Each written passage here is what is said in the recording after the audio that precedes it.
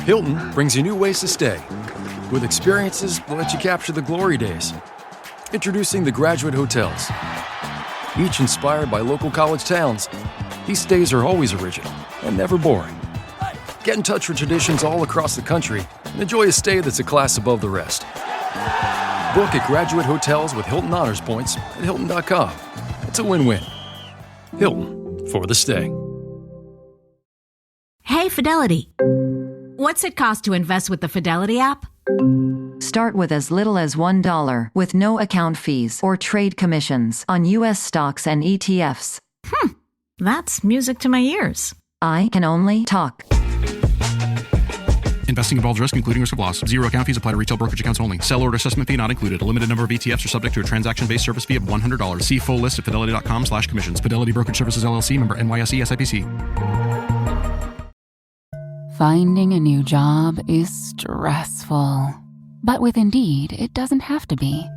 Just fill out your Indeed profile with your skills, experience, and desired salary. The more you fill out, the better your matches will be.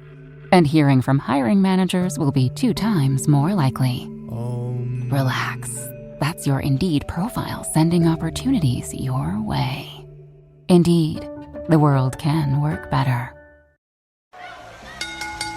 Welcome to Wrestling with Heart, a podcast looking at pro wrestlers giving back to their community.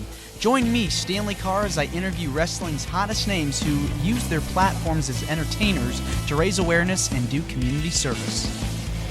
Hello and welcome to another edition of Wrestling with Heart. This is the show where we talk with professional wrestlers and professional wrestling personalities about their lives in and outside of the ring, as well as doing acts of charity work, community service, volunteering, and spreading positivity. We're always about the positive vibes here on the show, and with me right now I've got a very special guest.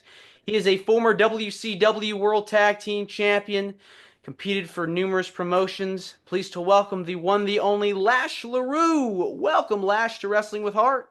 Hey, Stan, man, thanks for having me, man. I love the platform. I love the idea. I love the theme of Wrestling with Heart. I appreciate it very much. So you grew up in Oxford, Alabama, doing some research about your career, was very athletic growing up. Talk to me about your childhood and upbringing.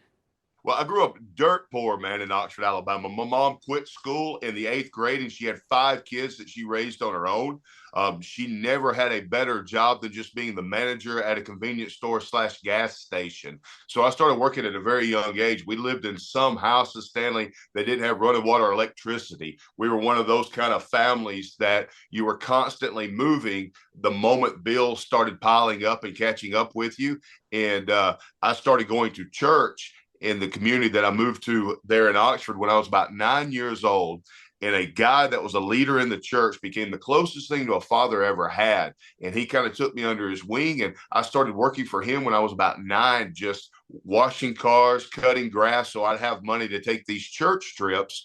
And he realized I had this work ethic that he fostered and pushed for. And so he was a business leader in the community. And he had a couple of clothing stores. He built houses. And so I would work on his residential construction sites, cleaning up until I was about 11. And then I started actually building houses for him and then working in the clothing stores. And from about 9 to 18, this gentleman just mentored me. He pulled me up from my bootstraps. That led to the work ethic that was pushed and fostered in athletics throughout my high school years. And so I was never the standout athlete, to be honest with you. I had a lot of success, but it wasn't based on me being the best, most talented player on the team. It was always blessed on me having, and you'll appreciate this, the biggest heart. I was just the kid that would not quit. So people saw something in that and wanted to help out. Yeah, really, 9 years old, that's so young, being able to work and do all that stuff. It's crazy. But it's also uplifting to know that you're able to take that and make something of it, because not everybody can say that they've gone through that and have been able to come out on the other side. Well, I appreciate that. And what's beautiful about adversity like that in your life is, quite honestly, you've got one or two choices. I mean, the adversity is going to happen, and that pressure is going to come down on you, and the stress in some form or another. So then what do you do with it? Do you become a victim? And so I'm just a victim of my circumstances, and I can never be better than what I am now because these are the cards I was dealt. Or are you a victor instead of a victim? And you go, you know what? I may not have all the advantages of the person next to me, but I can work harder than them, or I can put more into it. And what I want to make of my future, I've got control over it now. I've taken control over it. Yeah, I mean, you are in control of your own destiny, and so being able to have that work ethic at such a young age really helped prepare you for the world of pro wrestling. Was wrestling always something you enjoyed watching as a kid? Did you grow Well, up a fan? yeah, funny enough, those things always went hand in hand. My work ethic and the things I was going through in my personal life, and then professional wrestling. And what I mean by that is this. So I'm a child of the 80s, Stanley. So obviously I was on the Hulkamania bandwagon early, and I loved that. And he was a superstar hero to me, and he was iconic in every way imaginable that everyone witnessed in the 80s, you know. So I was a big fan of that. I also loved the product that was coming out of Atlanta there with the old NWA before it was WCW. And you had Dusty Rhodes, and you had Sting, and you had Ric Flair, these Southern wrestlers. And so I would always flip back and forth between the two products. But early 90s was about the time I started high school. And that's when the product overall in professional wrestling became a little stale, and they were trying to reinvent a few things and figure out what's next going forward. And at the same time, I was working more than ever and playing sports more than ever. So I really didn't have the time for professional wrestling that I had when I was a kid to just enjoy it and absorb and soak in the product. Then you fast forward to my junior and senior year of high school, while I'm playing football and while I'm wrestling amateurly. I was homeless my junior and senior of high school. My mom had a boyfriend that when I was about 12 years old, he abused her physically, and I was kind of too young to do anything about it or really understand what was going on. And he owned the house that we rented. But then the only reason why I found out about it, by the way, Stanley, was back then, this is pre all the technology we have now. And the way that they made evidence in the police reports was they would take photos with just old school Polaroid cameras. And I found the photos with the police report, and I saw the damage that had been done to her. And then when I was 15, he tried it again, and I wasn't too young to do anything about it. And I took a baseball bat to him. And that caused our family to sort of splinter, not because of any animosity at home. We were all still a very loving, tight-knit family, but we had to leave that house that he owned and move in with whatever family would take us in. And by then, I'd been working, like I said, from the time I was 9 years old. So this guy that had this clothing store allowed me to do security at night in his clothing store and sleep behind the cash register in a sleeping bag. And I would be there from midnight to 5 a.m. At 5 a.m., I'd go down to my athletics department at my high school, take a shower, get ready for school. After school, I'd have football practice. After football practice, I had a friend I played ball with. I'd go home with him, eat dinner with his family, shower, do whatever homework I have, then go back up at 12 midnight and get paid to be security. And that gave me a company vehicle. It gave me a place to sleep, and it gave me a paycheck. And so that's what my junior and senior year of high school looked like. And I really didn't have time for wrestling. But during that time, I won a state championship. We went undefeated in football, and found out what it's like to sacrifice and then be rewarded for it. The same happened in amateur wrestling. I won a state championship, again, finding out what it meant to pour yourself out and sacrifice, and then you're rewarded for it. And I met my now wife when I was 16. And we were engaged by the time I was 17, and her family helped me out a lot. So when I graduated high school and started college, her family was helping me enough and supporting me enough that I was able to kind of have a bit more stability in my life. So this was mid 90s, started watching the wrestling again because I had the time for it. And WCW had just begun to explode. Hulk Hogan had turned heel for the first time in his career. He was now a bad guy. So this guy that I hero worshipped when I was a kid was now evil to all the fans. The NWO was popping, and that was the new cool thing. WCW started Monday Nitro, and all the guys I grew up watching, from Flair to Dusty to Roddy Piper to the Macho Man to Hogan, they were all in WCW. So that was the product I gravitated towards. And I had only been watching wrestling again for about maybe 6 weeks when I saw the commercials for the open tryouts at the WCW power plant in Atlanta. And I looked at my fiance and I said, look, I don't think I'll ever make it in wrestling.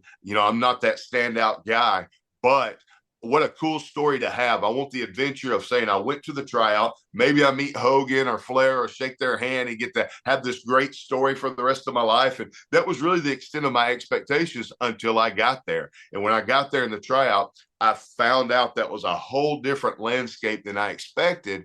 And now suddenly I was in my element instead of being a fish out of water. Yeah, when you're training and learning how to be a wrestler, obviously there's so much that goes into it, and it is very intense when I've talked to people, because it's no joke. It's a very tough business that you have to really, like you said, make sacrifices for and condition your body. What was your experience like working at the power plant? Well, the advantage that I had, the way the structure was at the time, was they would have these open tryouts. And so in my case, there was 24 guys at this open tryout. And I had no idea what to expect. I'd never been around the wrestling business. I'd never been backstage at a single show in my life. So I had no expectations, but I got there, arrived, and it was basically a big open warehouse with 3 different wrestling rings in it, and a few other merchandise cages and things where they kept things in storage. But not knowing what to expect, I'm looking around me, and there's 24 guys in this tryout class, and it's sort of an eclectic mix of, you've got guys that were college football players but not quite good enough for the league, right? But they still want to be a professional athlete.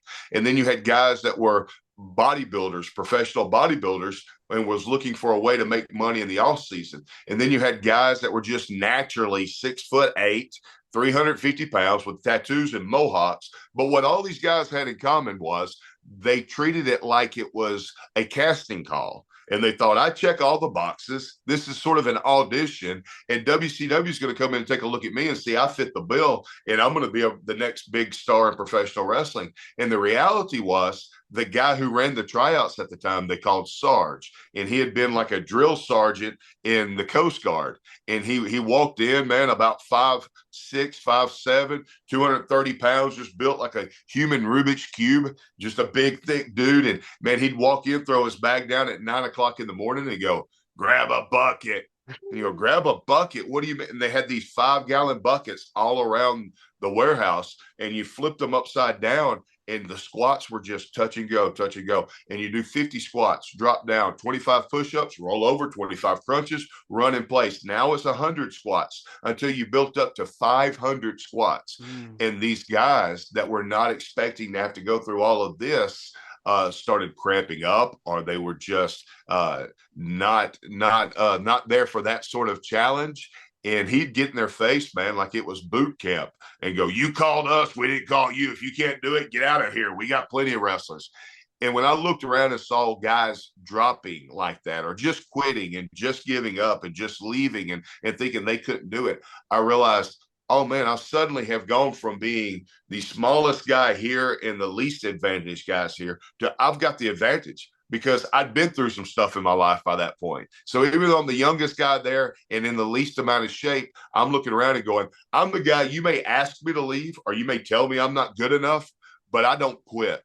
And because of that, at the end of the first day, there were maybe 16 guys left. The second day, maybe 8 guys showed up. The third day, me and one other guy showed up.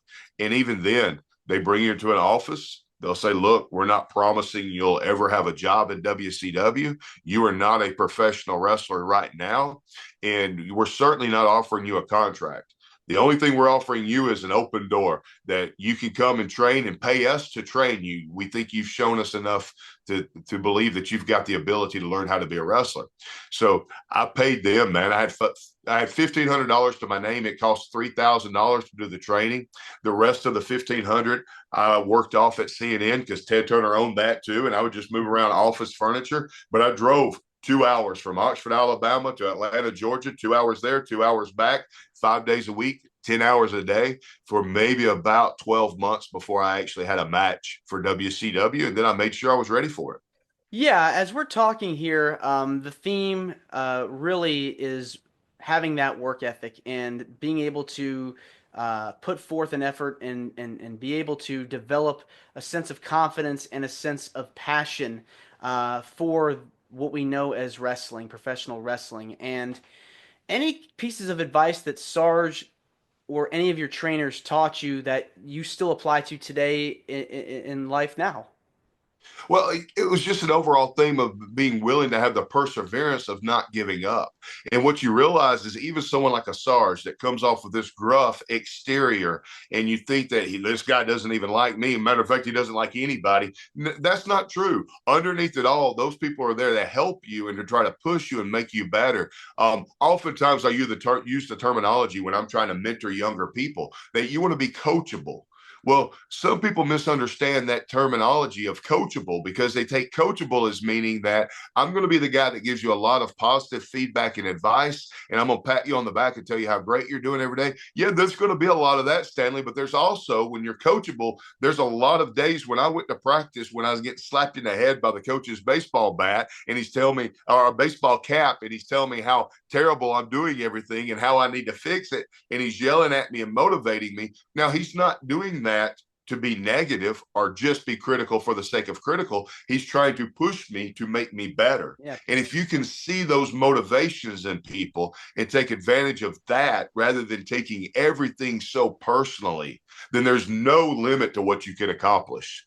It's all about having that work ethic. It's all about Yes. it's all about not giving up and doing what you can to move to the next level. And so you made your debut, worked dark matches, and eventually made it to television. Were you nervous after having your first match? What can you tell me about your first few matches in the company?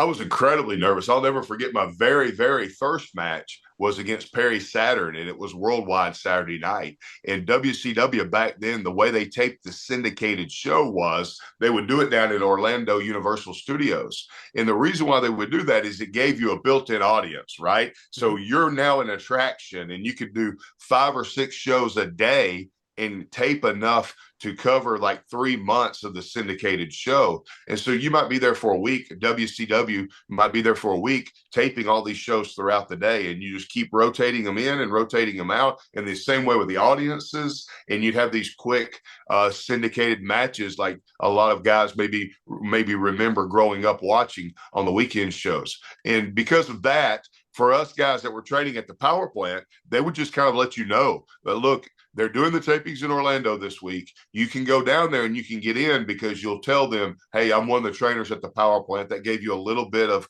gravitas and authority to get backstage. Once you got backstage, it was a lot of introducing yourself to the bookers and the agents and saying, hey, I'm here from the power plant. If you just need a guy, I'm looking to work. I've got my gear with me and I'd love to have a match. And oftentimes you could get a little match that way to be the enhancement talent to make someone else look really good.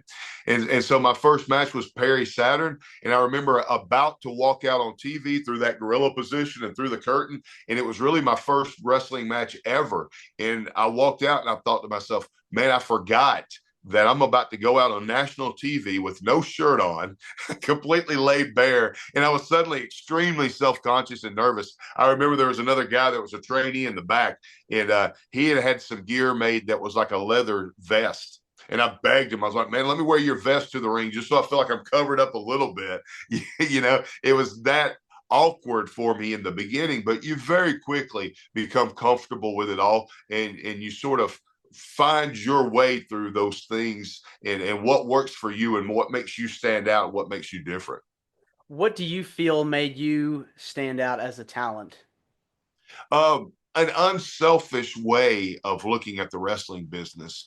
And what I mean by that is this: first, as a talent and trying to grab the attention of the fans, I recognized and realized even if I'm an enhancement guy that's not going to get any offense in the match at all, I still have that time from when I walk through the curtain till I get to the ring that belongs to me. And it's live TV. I can interact with the fans however I want to interact with them. And if I can make that connection and they cheer me or they like me, then now all of a sudden I have an advantage because I'm more than just a faceless, nameless guy that's getting beat up. I'm somebody that they're connecting with. And then once I got in the ring, even if I wasn't getting anything in the match at all, I would try to make the other guy look as great as I possibly could. And I'd be unselfish about it because I knew what my job was. And my job was to literally enhance the other wrestler. And because of that, they appreciated the fact that I was giving myself so much to them. And then you add to that too, Stanley, can I be creative? And what I mean by being creative is this: if I'm having a match with someone like Booker T, for instance, well, I know his moveset because I'm a fan myself and I've seen enough of his matches. And so I'm going to walk into that going, okay, I know this is all about you and you're the one being highlighted in this match. But what if we go into your kicks this way? Or what if we do this move, or you do the Harlem side slam this or and I come up with creative ways to put myself in position to make him look good, but it also made it different from any other way he was wrestling someone else. Yeah, it's all about the creativity. And speaking of creativity, you've also got a passion for cartooning. And I think that's Yeah. really fascinating. How did you get involved with that? Well, I think every kid likes to draw, right? You see kids all the time with the crayons and their paints, and I just never stopped drawing. I kept that passion going. And when I was a young kid, I had a lot of friends that were into comic books. And to be honest, comic books were outside of my tax bracket. I couldn't afford that sort of thing, And so, but all my friends would come up and they show me these Batman comic books and these Superman comic books, and they would copy the characters out of them, and they want to impress me with their drawing skills too. But I was always into faces, and I was going, okay, you drew Batman, but he's got a square head and not a lot of detail. You're not drawing much there from a face standpoint. I could appreciate the rest of the art in it, but it just didn't scratch the itch for me because I loved faces. And then I discovered Mad Magazine, and Mad Magazine would spoof movies and TV shows. And for that to work, they're going, this month Mad makes fun of Top Gun, and you'd open it up and you go, that's Tom Cruise. Man, you don't have to tell me that's Tom Cruise. That's a cartoon that looks just like Tom Cruise. And that fascinated me. So I would copy what I saw in Mad Magazine and taught myself how to draw caricatures that way. And then you fast forward to when I started wrestling for WCW in the late 90s, man, we were on the road 300 days out of the year. You're in a different town every night. You have to be at these arenas at noon for a show that doesn't go live on television until 7 p.m. So you'd have a lot of downtime. And I noticed every locker room had a whiteboard in it. So I bought a pack of dry erase markers, and I would draw the guys in the back, Hogan and Flair and all them, and other wrestlers like Kurt Hennig especially just loved it, man. He liked to spoof and make fun of people anyway, and joke around with them and be a practical jokester. So he would really goad me on, draw Hulk Hogan. Okay. Draw him really old with an oxygen mask and a walker. And Curdy's in the other room. He goes, he won't care. He'll love it. And they did. And so the editors and publishers of the wrestling magazines, specifically Ross Foreman for WCW and Bill Apter for the other magazines, I think he had WOW at the time, they saw my art and they would ask me to do cartoons for the wrestling magazines. And that became a regular gig for me. And the advantage that gave me was right away I realized, they're not hiring me because I'm a professional artist. They're hiring me because I'm the wrestler that can kind of sort of draw. But the advantage for me is that means I'm not going to be replaced by somebody else. So I can keep experimenting every month and try to get better and better and better. And every time I do a cartoon, increase the quality. And by the time I walked away from wrestling at that level and wasn't doing cartoons for the magazines anymore, about 13 years had passed, and I taught myself a lot of skills that made me a professional illustrator and artist. That's so cool being able to do that and have another passion that you have really worked on. Have you thought about doing cartoons for wrestling and other outlets? Well, I do a podcast now through adfreeshows.com that's called 60-Minute Time Limit Draw with Lash Leroux. And so a lot of fans can interact with me, much like we're doing right now. And I'll tell stories about the subject. If I'm drawing The Undertaker, I'll talk about some interactions and working with him. And while I'm drawing The Undertaker live for them. And then when I finish, I'll sell prints of the drawing. So I get a little bit of interaction that way. The truth is, caricature is my first love, and now I do live events with my caricatures all the time. And so I have three prongs to my caricature business. I do live digital caricatures, I do live traditional caricatures like you see in theme parks and fairs and festivals, and then I do commission work at home. And I stay so busy with that and have built that business to such an extent I don't have time for anything else. I'm literally on the road now, traveling and doing live events with caricature as much as I wrestled for WCW. It's so cool that you're able to keep yourself busy, have something you love to do, and it's successful. I want to switch gears now and talk about some of the stuff you've done outside of the business. I know you've been involved with a lot of volunteering opportunities and helping others. What things have you done over the years to help out in your community? Okay. Well, the quick version of that is this. A lot of the story that I shared before of my childhood and my growing up in church and my faith became a center point of focus for me in my life.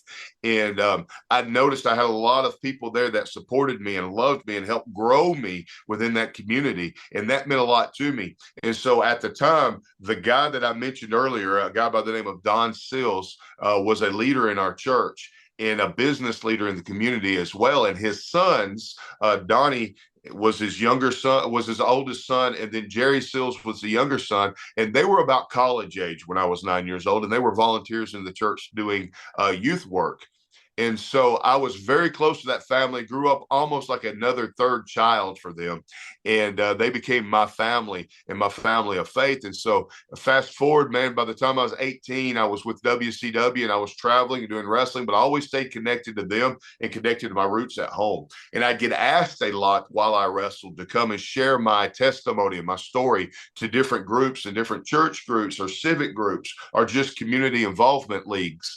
And I would do that. And the more I shared my story, the more I realized everybody has a story. And that led to me wanting to do just more ministry related activities and not just talk about myself all the time, but get to know other people. And so when I stepped away from wrestling at that main level about a dozen years ago or so, maybe 15 years ago, at the exact same time, the guy that was my youth leader when I was growing up, Donnie Sills, that was in college when I was young, had now decided in middle age that he went to seminary and felt called into ministry. And so when he took his first pastorate here in my hometown, he asked me to come and be a youth leader there in that church. And we began doing ministry together at that time. And not long after, I became a licensed and ordained minister as well. So I've been involved in Southern Baptist ministry for over a dozen years now. And I'm an associate pastor at Anniston First Baptist Church at McClellan here in Anniston, Alabama. And I'm constantly working in ministry and helping other people and mentoring them that way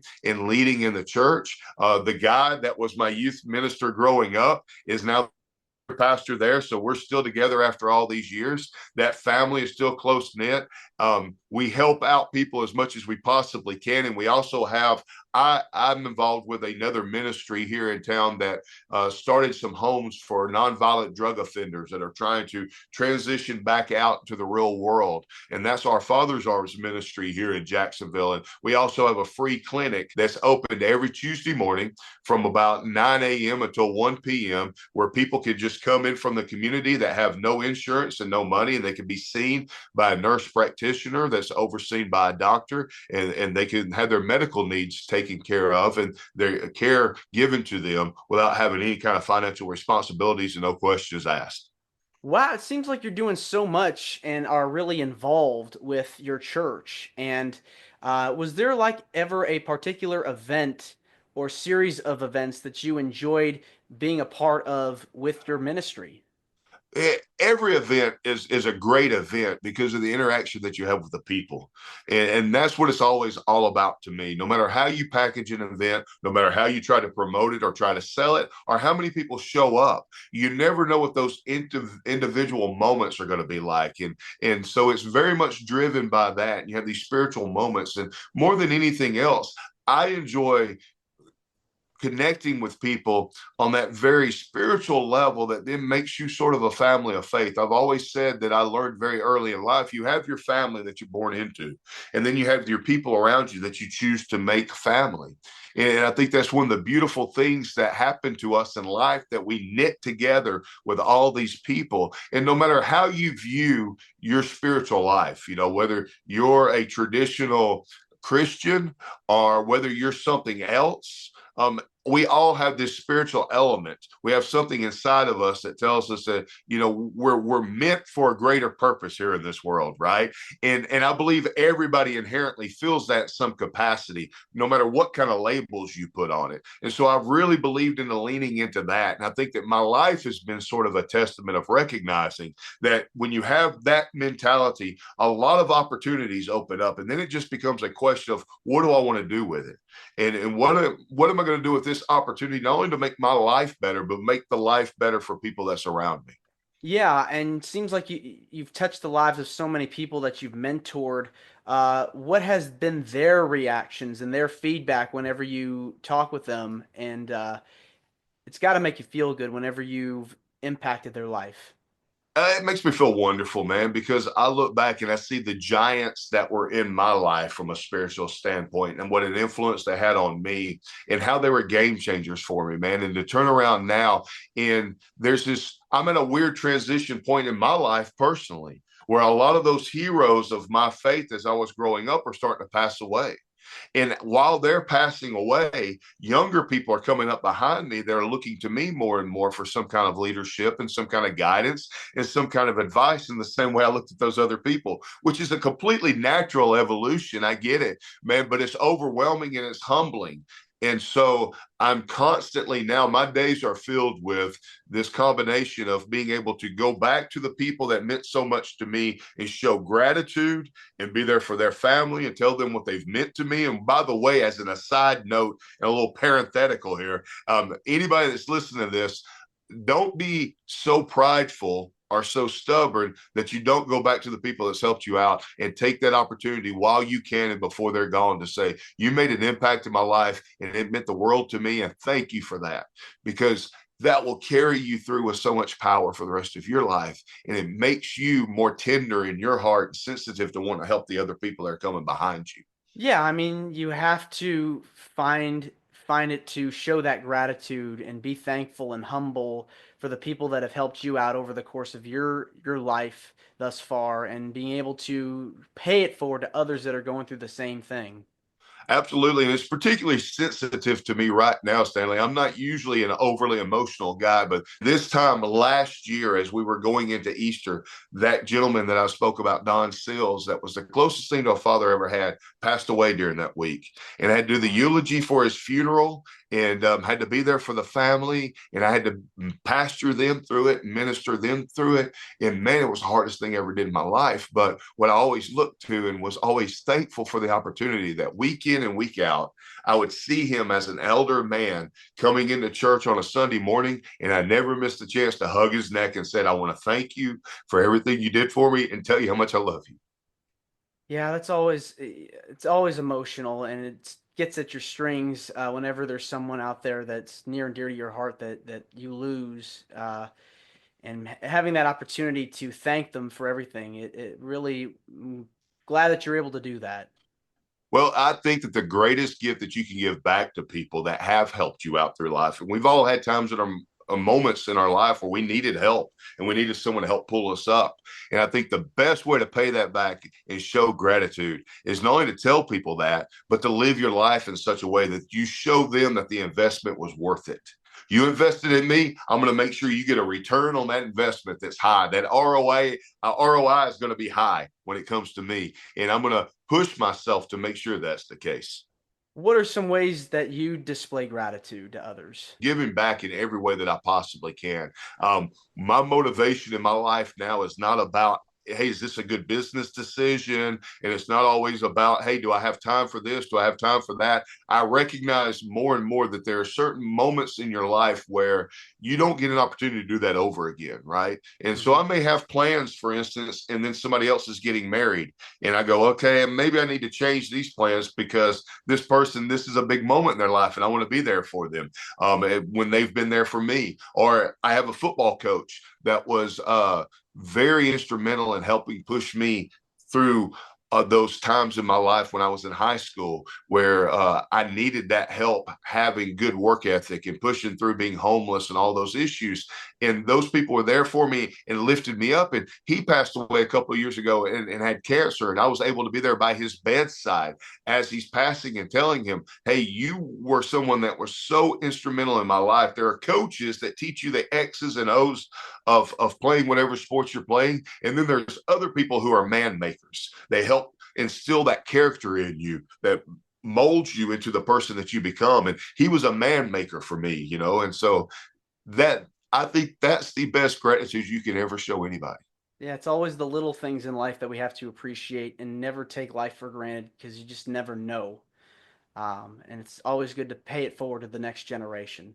And man, it's a gift. Come on. And so I have this weird dichotic way of looking at things in my life where on the one hand, I don't want to miss any opportunities and I want to work hard and I also want to be persevering through all the difficult times. On the other hand, I don't take all this stuff too seriously because we're not getting out of this life alive anyway, right? So I'm always trying to enjoy every moment as well and not get bogged down in the small problems that you go, you know what? There's enough problems for every day. But we're going to find a solution to this thing. We're going to move on. Don't let it ruin your life. More than anything else, don't let it steal your joy and have that joy on a daily basis that I get to have another day today. I get to enjoy a conversation with you, make new friends, go out, be productive. And what kind of impact can I have today that not only helps the people around me, it helps me grow as well. Exactly.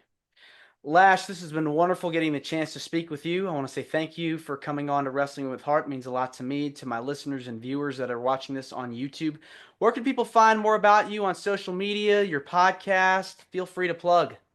Well, thank you, man. On social media, the real only social media I have is I have LinkedIn under my name, Lash Leroux, and I also have X at Lash Can Draw, which has kind of a double meaning there when it comes to professional wrestling and also my artistic endeavors. If you want to see my artwork or find out about booking me for live events, and I go throughout the United States, so I'm willing to go and travel anywhere doing live events, you can go to lashcandraw.com.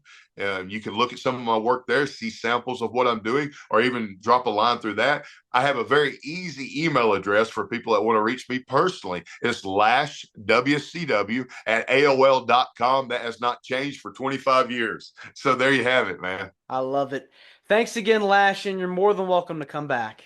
Hey, thank you. I appreciate you, Stanley. It's been a pleasure. Absolutely. Take care. Yes, sir. This is Wrestling with Heart. I hope you found this podcast to be informative and entertaining. If you did, please hit the subscribe button and look out for the next edition.